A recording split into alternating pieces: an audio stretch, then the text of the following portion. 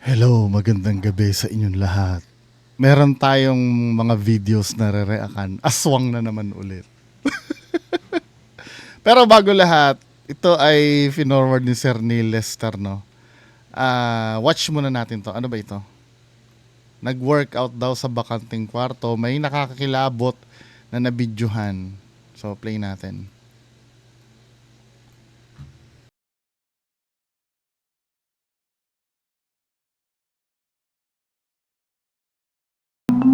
So, anong sabi do sa video? 100 push-up challenge daw dapat. Ilinawin natin yung video, ha.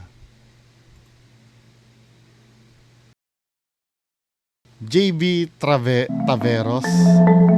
Ano. Sabi niya. Kwento ni JB ko ito sa isang kwarto at kailangan niya mag-push up.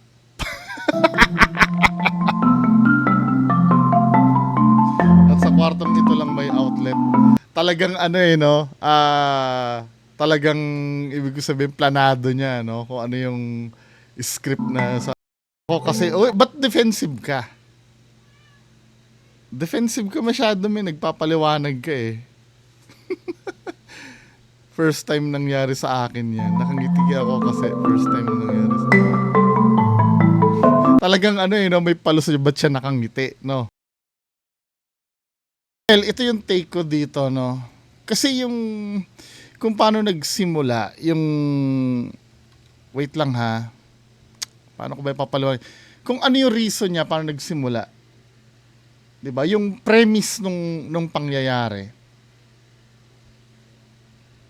Ano ba yung ano kung mapapanood natin?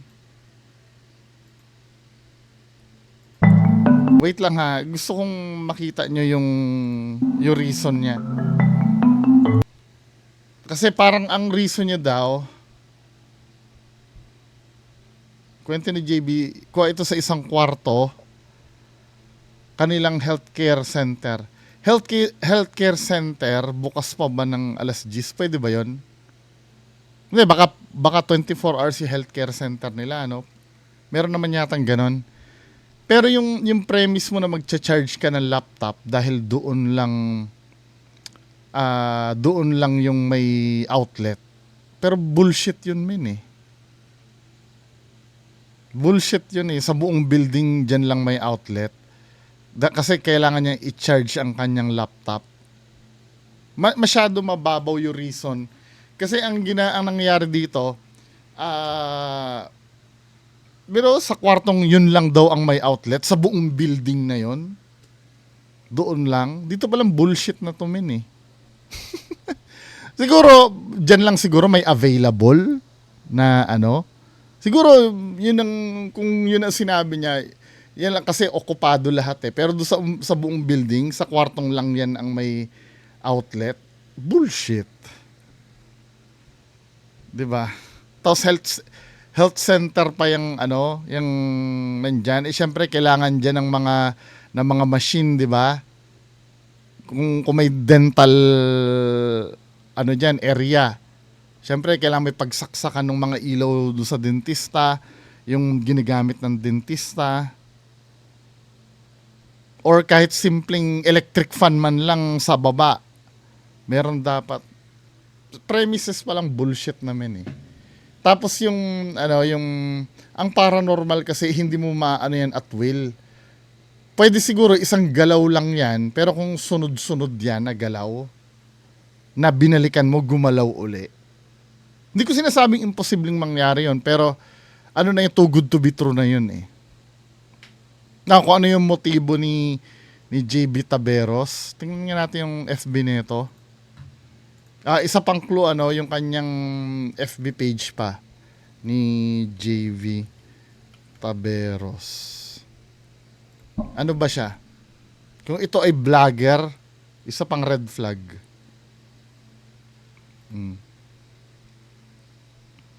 Hindi naman siya vlogger. No. Hindi, vlogger pala. Nagpapasubscribe eh. Red flag nga to. Di ba? Nagpapasubscribe siya eh. So, anong significance nun?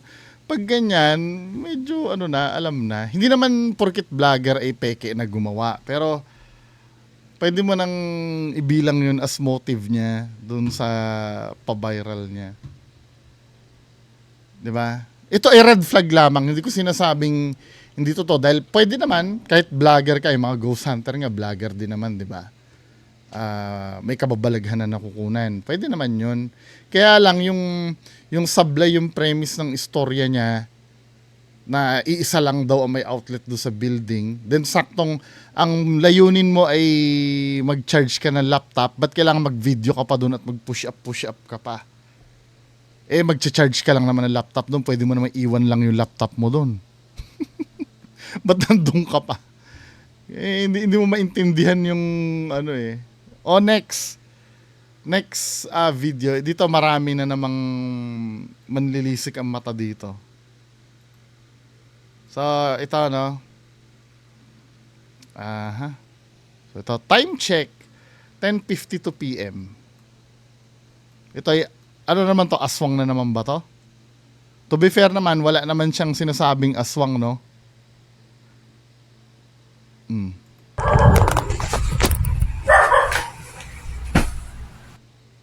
So, kung makikita nyo doon, pusa yun eh. 'Di ba? Pusa yun. Ano pa bang iba yun?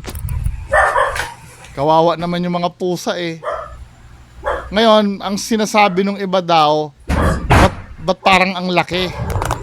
'Di ba? Kung makikita mo kasi, shadow kasi ng pusa yung nagkaroon ng ilusyon na malaki. Pero to be fair, nung unang napanood ko to, may kinilabutan ako. Kasi kung titingnan mo nga naman, akala mo talaga malaki siya.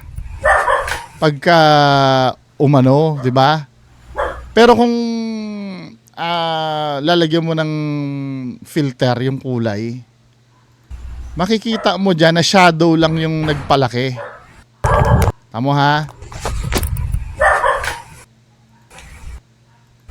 Ayan kitang-kita mo naman, shadow yung nagpalaki sa kanya. So hindi to aswang. Hindi siya aswang. 'Di ba? Hindi siya aswang. Now, speaking of aswang, balik tanawin, marami akong basher dun sa dun sa nakaraang video ko eh. Balik tanawin natin yung aswang daw sa Cavite. So, panoorin natin yung news doon. Ito 'yon. Nabulabog ang mga residente sa Naik, Cavite dahil daw sa isang aswang. Panurin niya sa report ni Gary De Leon. Ala, itim. Ala, laki. Pidya mo. Ala, aswang ma! Mama, aswang! Sa bubong papa! Hindi! Aswang pa. Takot na takot ang isang babae nang makita sa bubong ng kanilang bahay ang isa raw aswang sa Naik, Cavite. Nabulabog ang kanyang pamilya. Mama, aswang!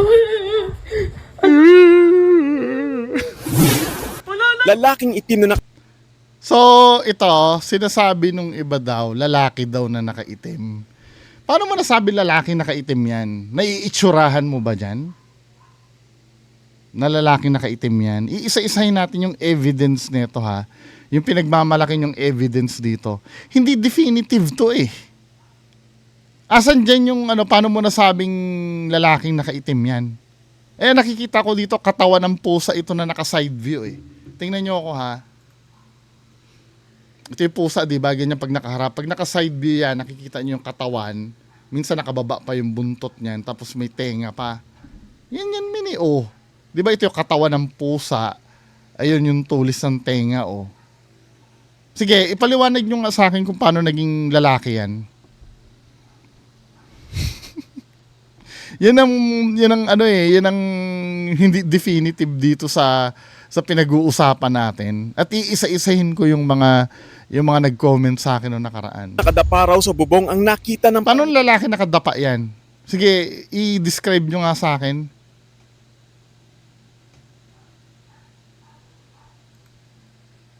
Hindi ko maintindihan sa inyo eh. Mas gusto nyo maniwala sa isang bagay na malayo sa katotohanan eh. at tila sumisilip sa mga tao sa loob ng bahay. Bumaba ka dyan, ayub ka!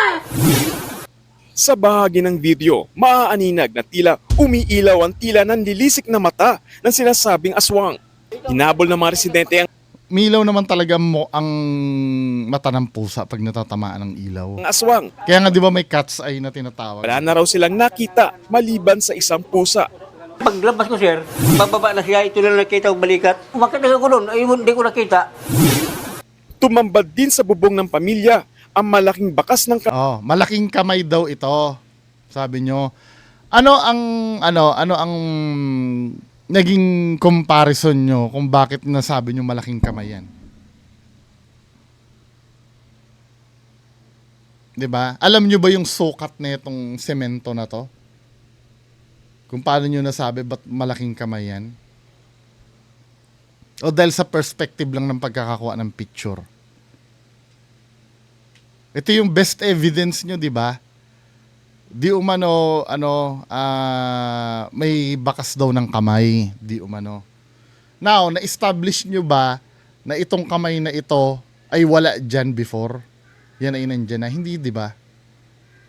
Hindi nga na-discuss kung anong material itong pinagbakasan ng malaking kamay na to eh. Kasi kung titingnan mo, nakaganon siya oh. Kaliwa ito, di ba? Kasi yung thumb nandito eh. Anong klaseng forma ang gagawin niya dyan na nakaganyan yung kamay niya? Pwedeng mangyari, alam mo yung theory ko dito, pwedeng nagpipintura yan ng bubong before na dyan pinunas yung kamay, pwede. Kaya nagmukhang malaking kamay siya dahil doon sa dragging. Pwede. Pwede. Hindi ko sinasabing gano'n nangyari, pero pwede. Pero babasahin ko yung mga comments nyo sa akin. Galit na galit ito. Sabi ganun, tang ina mo, bobo ka, aswang yan. Kinabukasan tiningnan nila, may bakas na malaki kamay yan. Tanga mo, gago. Bobo ka, fuck you. Sabi niya ganun. So, granting nanggaling doon sa aswang yung kamay. Tanong, di ba nakadapa yung aswang? Bakit bukod tanging doon lang nagmarka yung kamay niya, hindi doon sa bubong? Sana na videohan yon or na picturean yon na may bakas din dapat sa bubong na nakaganon. 'Di ba? O sasabihin mo na malaki ang kamay, granting na malaki ang kamay. Kahit hindi pa natin na-establish kung anong sukat nito dahil hindi naman sila nagsukat eh. Actually yung nagsabi na hindi naman nasa description ng saksi na nakakuha ng picture na yan na malaki ang kamay. Ang nagsabi na lang mga netizens na lang na malaki yan. O granting na malaking kamay yan, required ba sa aswang na malaki talaga dapat ang kamay? Talaga bang malalaki ang kamay ng aswang? Di ba? Given na malalaki ang kamay ng aswang, katulad ng gusto nyong palabasin, at may grasa dyan or kung ano man material yan na dapat hindi lang dyan ang bakas niyan. Kasi kaya ganyan ang bakas niyan, ibig sabihin yung nagmarka niyan hindi gumagapang, naglalakad. Na madumi ang kamay. Kaya hindi rin pwedeng sabihin na nakadapa na lalaki. Dahil kung nakadapa yan, yung kamay niya, hindi niya pinapantungkod yung kamay niya, nakaganon lang siya na nakadapa. Tatayo siya, paa niya lang ang gagamitin. Kasi nga madumi yung kamay niya. Saktong nahawakan niya. Ang daming butas men eh. Hindi conclusive eh. Naniniwala ako kung sa bubong yan, may dalawang kamay na bakas din dahil nakadapa nga eh. Baka nga pati katawan yan, kung may grasa man yun or kung lana man yun, dapat may bakat din sa bubong yung katawan yan eh. Pero wala eh, ito lang eh. Ito lang yung kinapitan nyo na hindi conclusive. Oh, next comments pa dito. Dun sa kontra sa akin to, sabi ni Aaron Aaron J. Kitoriano, sorry kung mali pagkakabasa ko. Sabi nga, explain ko kasi base mga paniniwala nila, naniniwala sila na aswang shapeshifter. Kaya kapag nakakita ng itim na hayop, aswang na yan. So, ikaw, pinapaboran mo ko kasi may usapan tayo dito eh. Sabi niya ganon, ang aswang nagiging pusa, shapeshifter daw. Kaya sabi nila aswang kasi ang paniniwala, shapeshifter ang mga aswang, gets mo. Wala namang problema doon. Doon sa paniniwala, walang problema kahit kailan, walang problema doon sa paniniwala. Kaya pag tinanong nyo ako, totoo ba ang aswang, ang engkanto, ang duwende, ano pa ba? Shokoy, tikbalang, kapre. Sa multo, oo, definitely naniniwala ako. Pero dun sa mga aswang, tikbalang, kapre, etc., duwende, ang sagot ko, hindi ko alam. Malay mo totoo. Malay mo hindi. Kaya hindi ako nagsasalita na hindi totoo yung mga yan. Malay mo mapagpakitaan ako niyan eh. 'Di ba? Pero ang pinag-uusapan kasi natin dito yung video kasi.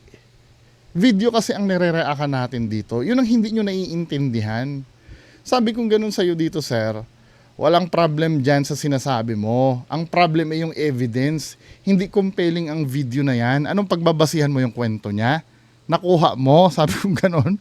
Kung ang ang pagtatalunan natin dito ay, let's say, halimbawa, rapist, naniniwala ko, totoo talagang merong rapist. Pero hindi pwede kasi na magbintang ka basta-basta.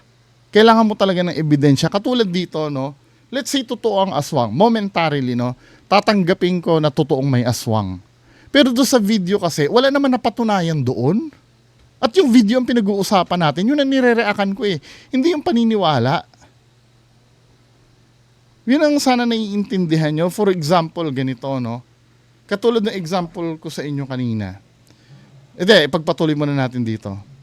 Sinabi ko dito, number 1, hindi na-establish sa video na yan, ang nakita nila ay totoong tao na nag-shapeshift. Wala naman nakita sa video yung ganun eh. Na talagang taong-tao, nakita natin taong-tao, bigla naging pusa. Wala naman ganun sa video eh. Meron bang ganon? Anong timestamp ng video merong ganon? Wala namang ganon eh. Yung umbok ng black na yon, paano naging tao yon? Yung pinakita kanina, yung umbok na black. Tapos ito, kwento lang na nag-video ang aasa natin. Huwag mong kalimutan na hindi paniniwala ang kinukontra ko, kundi ang video. Sabi kong ganon. Sabing ganon niya sa akin, ang sinasabi mo lang kasi kanina, naghahanap ka ng basis, parang hindi mo alam na yan ang paniniwala nila kasi parang sinasabi mo na hindi mo alam talaga. Medyo nalilito na si kuya, paulit-ulit na sinasabi. Alam mo paniniwala nila yan wag mo nang hanapan ng legal basis. Tanga ka ba? Wag na daw hanapan ng legal basis. Ang pinag-uusapan natin dito yung pagiging objective. When you say objective, ito yung mga bagay na hindi hango sa opinion ko, hindi hango sa opinion mo, kung ano talaga ang isang bagay. Ano bang example ng objective? 'Di ba? Pag sinabi ko ditong matamis ang asukal, kahit saan tayo makapunta, sa ayaw at sa gusto mo, matamis talaga ang asukal, hindi yun opinion. 'Di ba? Na-establish na yon na talagang ang asukal ay matamis. Hindi mo pwedeng sabihin na para sa'yo maalat ang asukal. Objective kasi ang pinag-uusapan natin dito. Dito sa video ko, anong objective dito? Ang objective dito, itong logo na nandito, kulay red ito. Tama ako hindi? Kulay red ito, itong logo ni Deadpool. Kulay red yung guhit. Objective yun o hindi? Objective yun, dahil talaga naman red yan eh. Now, kung sasabihin mo sa akin yung video na yun ay aswang, asan ang objective na aswang yun? Nakita lang natin umbok na na itim. Mas objective pang ang pusa yun eh, dahil talagang nakita nila na naging pusa eh. 'Di ba? At na-videohan talaga yung pusa, yung ulo niya na umiilaw ang mata, natamaan ng ilaw, kaya nga cat's eye eh. So, bakit mo kukontrahin ang video, paniwala nga nilang hindi totoo, parang religion? Hindi nga paniniwala ang kinukontra ko eh.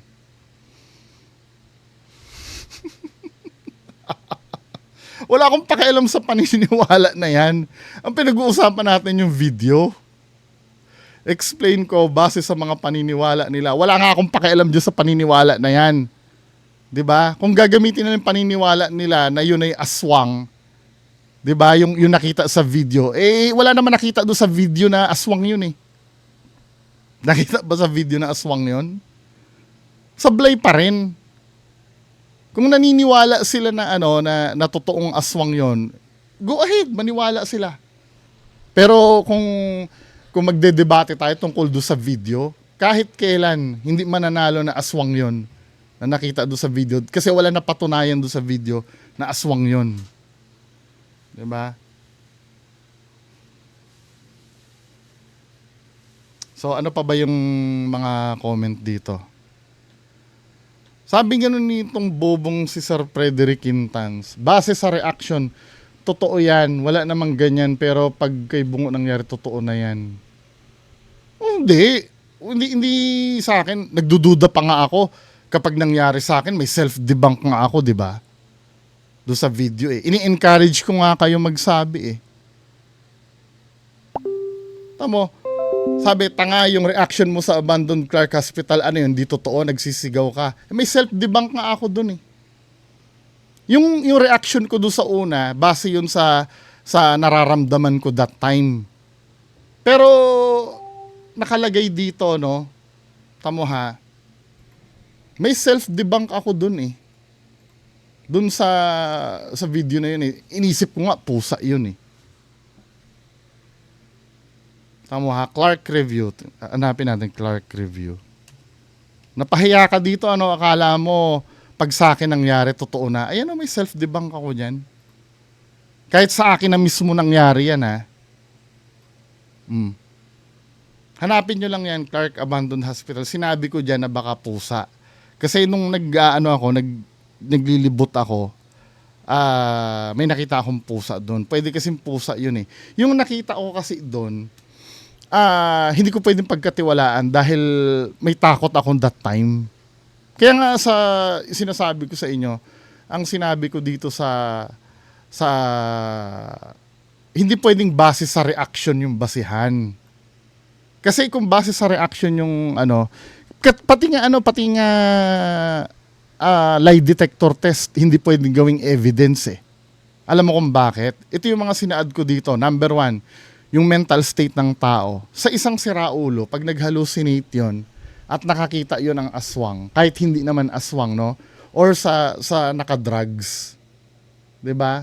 Pag nakadrugs ang tao, 'di ba may mga nakadrugs na pinatay niya yung tatay niya dahil nakita niyang nagmukhang demonyo daw.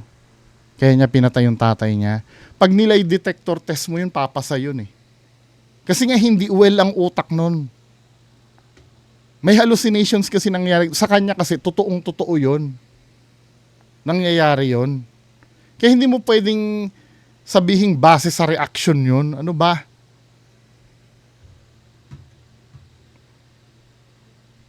Mas tanga ka. Nagmamarunong ka lagi, nakita mo sa abandoned. Hindi ka di nung sinabi ko sa'yo dito, di ba? Natameme ka. Sabi, kaya nga may self-debunk ako dun, di ba? Hindi mo ba napanood? O, ayan.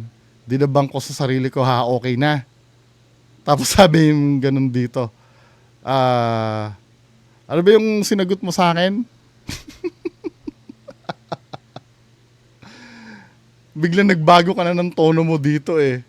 Biglang, gusto mo talaga ng pruweba na nag-i-exist ang mga supernatural. Sa mga supernatural, pwede ako maniwala dyan. Wala namang problema dyan sa supernatural eh. Mga kababayan, gusto kong malaman nyo, wala namang problema sa supernatural na yan.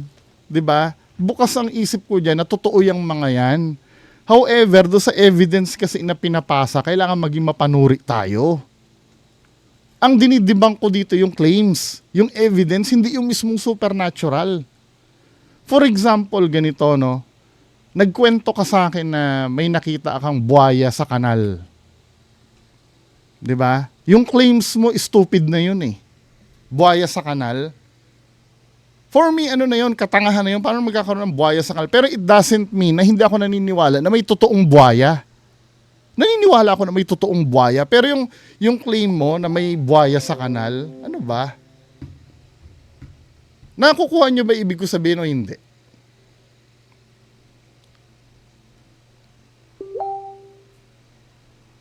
Diyos ko naman. Sabi gano'n ni Pintados. Then kung pusa 'yan, ano yung maruming malalaking kamay at hayop na paa? Nakita ba sa video na yung anino na yon ang nagdulot nung malaking kamay na yon? Nakita ba sa video yon? Para i-assume nyo na na galing dun sa aswang yon. Wala naman nagli-link dun sa kamay na yon, dun sa nakita nila dun sa taas eh. 'Di ba?